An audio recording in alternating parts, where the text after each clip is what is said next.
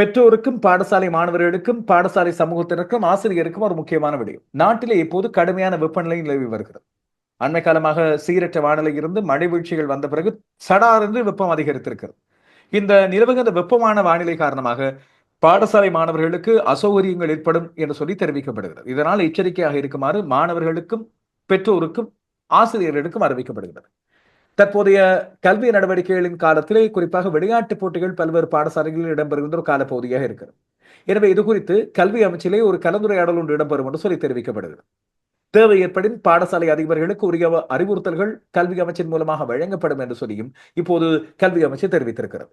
விளையாட்டுப் போட்டிகள் இடம்பெறுகிற காலமாக இருந்தாலும் பாடசாலை மாணவர்கள் விளையாட்டு பயிற்சிகள் போன்ற வெடிக்கல செயற்பாடுகளில் ஈடுபடும் போது அதிக சூரியோடி படுகின்ற நேரத்தில் இல்லாவற்றில் அதிக சூரியோடி விழுகின்ற இடத்திலே இவ்வாறான பயிற்சிகளை வைக்க வேண்டாம்.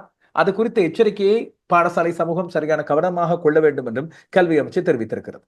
இப்போது சூரியனின் நகர்வு காரணமாக உலகத்தின் மத்திய ரேகை பகுதியில் உள்ள பல்வேறு நாடுகளில் அதிக வெப்பநிலை நிலை வருவதாகவும் குறிப்பாக ஆசியா, ஆப்பிரிக்கா மற்றும் ஆஸ்திரேலியா ஆகிய கண்டங்களில் அநேக நாடுகள் இந்த அதிக வெப்பநிலையில் பாதிக்கப்பட்டிருப்பதாகவும் தெரிவிக்கப்படுகிறது. இலங்கையை பொறுத்தவரையில் கொழும்பு, காலி, ரத்னபுரி, திருகோணமலை, மட்டக்களப்பு, மன்னார் மற்றும் அனுராதபுரம் ஆகிய பகுதிகளில் வெப்பநிலையானது எதிர்வரும் நாட்களில் இந்த ஒரு வாரத்துக்கு 32 பாகை முதல் 36 பாகை செல்சியஸ் வரை இருக்கும் என்று கருதப்படுகிறது.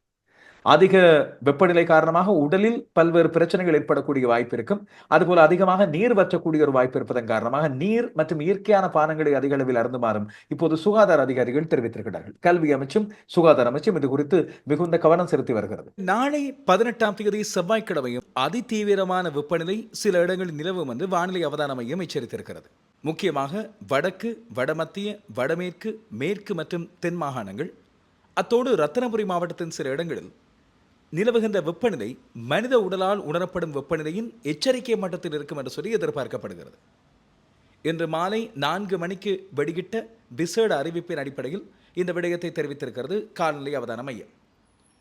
இந்த சூழ்நிலையில் போதுமான அளவு தண்ணீர் குடிக்க வேண்டும், முடிந்தவரை நிழலான பகுதிகளில் இருக்க வேண்டும், தேவையற்ற நிலையில் வெயிலில் வெளியே செல்ல வேண்டாம் என்று எச்சரிக்கப்பட்டிருக்கிறது.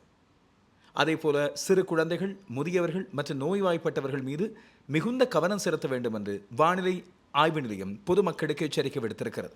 தொடர்ந்து வரும் நாட்களில் இது பற்றி அவதானித்திருப்போம்.